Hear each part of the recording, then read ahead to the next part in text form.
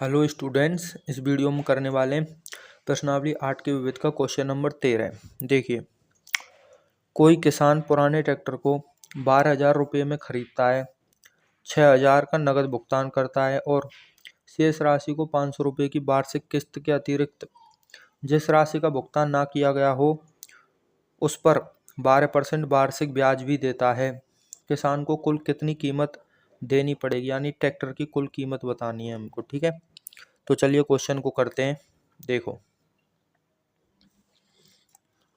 पहले वो चीज़ लिख लेते हैं जो उसने हमको दे रखी है। ठीक है, देखो,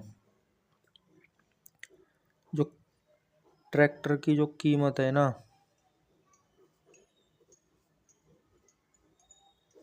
ट्रैक्टर की कीमत है हमारे पास 12,000। ठीक है, माइनस 6,000 का उसने नगद भुगतान कर दिया, तो हमारे पास बच गए 6,000, यानी हमको 6,000 और चुकाने हैं। ठीक है, अब स्टूडेंट्स वो हमसे कह रहा है कि शेष राशि, यानी जो ये शेष राशि है ना 6,000, शेष राशि को 500 रुपये की वार्षिक किस्त, यानी कि ये जो 6,000 रुपये ना, इसमें हर साल वो 500 देगा। ठीक है, यानी कि 12 साल में ये 6,000 पूरे हो जाएंगे। 500 का गुणा 12 से करेंगे ना तो पूरे 6,000 हो जाएंगे, यानी कि ये जो 6,000 है ना, ये 12 साल में चुकाएगा, वो हर साल 500 देगा। ठीक है, फिर वो हमसे कह रहा है कि जिस राशि का भुगतान न किया गया हो 12% वार्षिक ब्याज भी देता है, उस राशि की वो क्या करेगा, 12% वार्षिक ब्याज भी देगा। ठीक है, यानी कि अब ये 6,000 रुपये तो उसको देने ही है, 6,000 का 12% प्रति वर्ष जो है उसको, 6,000 का नहीं, मतलब जितने जितने बकाया रहेंगे ना उन सभी का 12% हर साल उसको ब्याज भी देना पड़ेगा। ठीक है, कहने का मतलब यह है, देखो स्टूडेंट्स इसको समझो। देखो, जैसे प्रथम वर्ष की अगर हम बात करें, ठीक है, प्रथम वर्ष,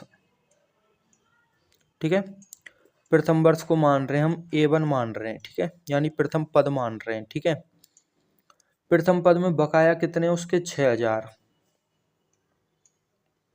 ठीक है, तो 6,000 का वो 12% ब्याज देगा, यानी कि इसका 12% निकाल लो आप 12/100 करके, तो ब्याज आ जाएगी हमारे पास 6 12 6 72, यानी 720 आ गई। 2 जीरो से 2 जीरो कट गए, 12 6 72 और 1 जीरो। ठीक है, यानी कि पहले साल की जो ब्याज है ना वो 720 है और 500 रुपये किसके हैं, जो उसने किस्त है उसके 500 रुपये हैं, यानी कि पहले साल में वो 500 रुपये तो किस्त के देगा और 720 क्या देगा, ब्याज के देगा। ठीक है, फिर बात करते हैं हम अगली साल की, यानी कि दूसरे साल की, यानी A2 की। अब स्टूडेंट्स उसने 6,000 में से 500 रुपये तो दे दिए किस्त के, तो बच गए कितने, 5500।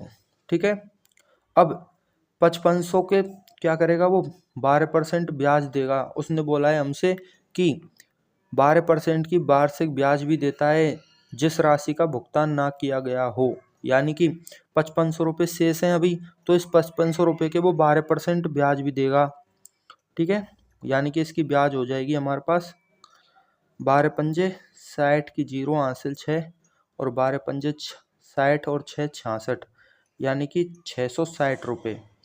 ठीक है, प्लस 500 रुपये किसके देगा, वो वार्षिक किस्त के, यानी कि क्या क्या करना है, देखो यहाँ पे वो हर साल 500 रुपये तो दे ही रहा है किस्तों के। ठीक है, और ब्याज भी दे रहा है 7200, फिर 660, फिर अगली साल की देख लेते हैं A3 में। देखो स्टूडेंट्स 5500 रुपये तो पिछली साल बकाया थे, अब 500 और दे दिए उसने ये वाले, तो यहाँ पे बच गए 5,000।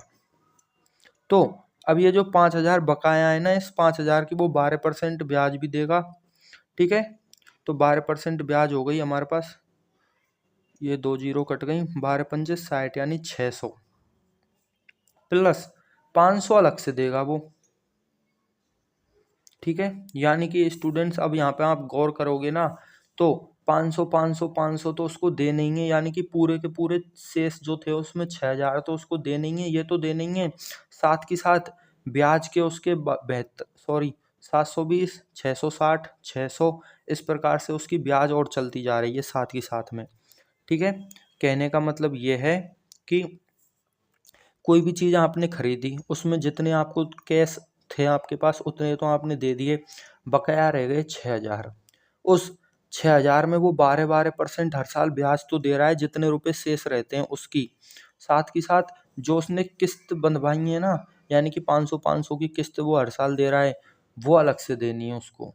यानी 2 बार रुपए देने, एक तो किस्त के देने एक ही साल में, और उसी साल में ब्याज के और देने हैं उसको। अगर वो उसी साल में ब्याज के नहीं देगा तो फिर बकाया राशि यहाँ पे बढ़ जाएगी। ठीक है, तो हम ये मान के चल रहे हैं कि ब्याज भी वो उसी साल में दे रहा है।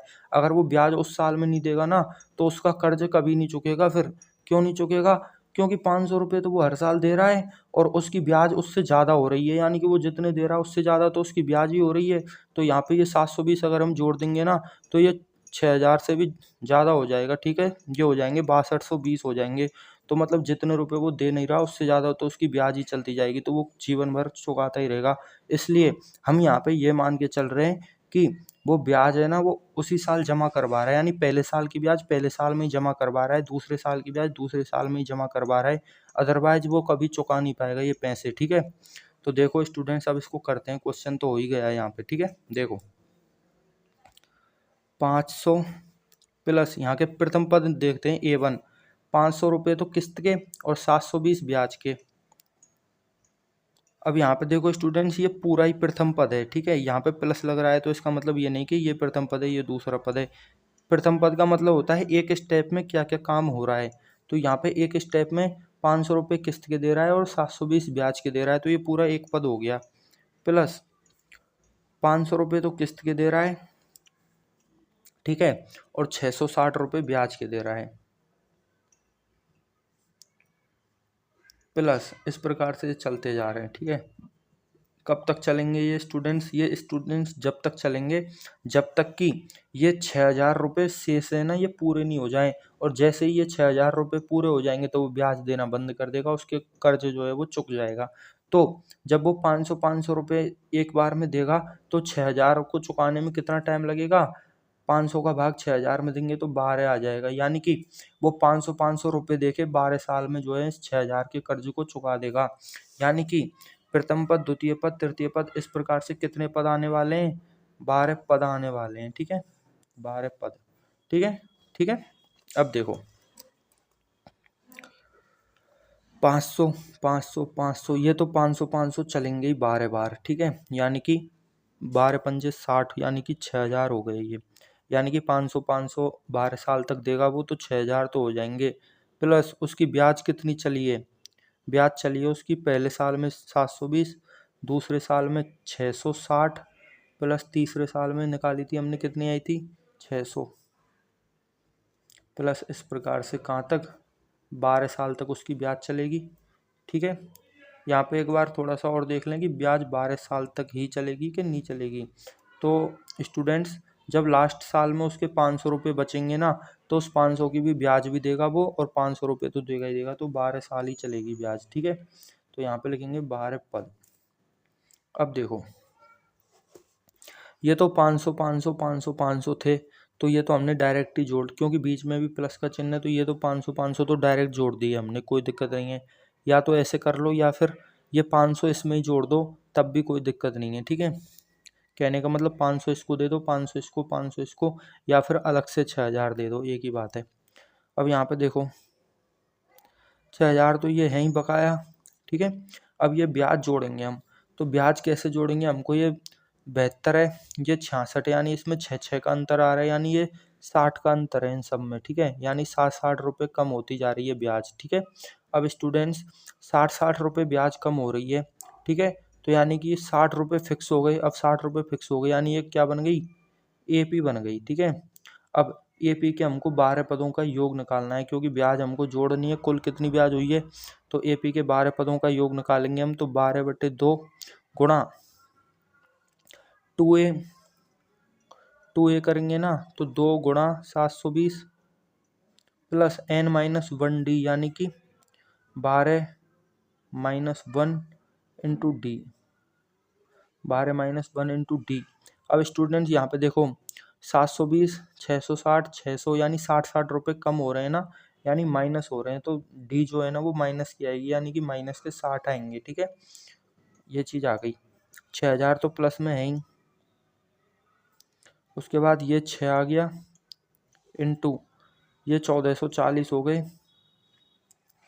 12 में से 1 गया तो 11, और 11 का गुणा 6 से गया तो 66, यानी माइनस के 66 और 1 जीरो, ये चीज़ आ गई बराबर 6000 प्लस 1440 में से 660 घटाने हैं हमको। ठीक है, तो देखो 1400 में से 600 गए ना, तो ये बच जाएंगे 800। ठीक है, उसके बाद 40 में से ये तो जा नहीं रहे, यानी ये 780 बच गए। ठीक है, अब ये कैसे घटाया है वो आप देख लो एक बार फिर से।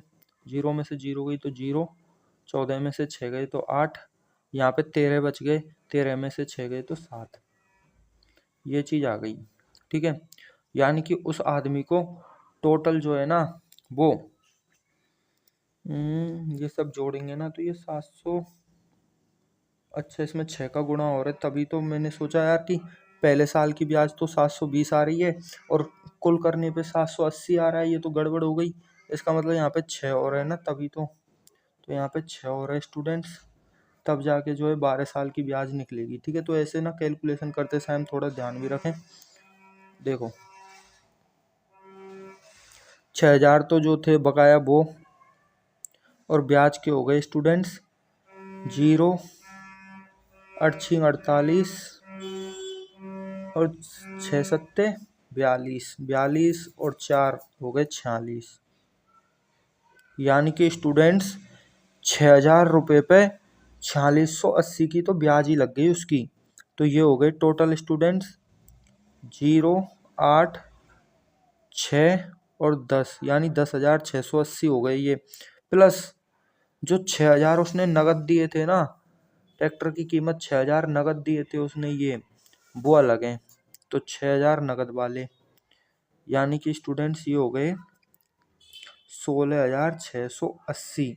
यानी कि स्टूडेंट्स अगर हम 12,000 का ट्रैक्टर 12% 6000 नगद जमा करा के और 500 रुपये की किस्त बंधवा के और 12% की ब्याज पे अगर लेते हैं ना 12,000 का ट्रैक्टर, तो वो हमको 16,480 का आएगा। ठीक है, यानी कि उस आदमी ने 480 नहीं 680, यानी कि उस आदमी ने ट्रैक्टर की कुल कीमत जो है 16,680 चुकाई है। ठीक है, तो मिलते हैं स्टूडेंट्स नेक्स्ट वीडियो में।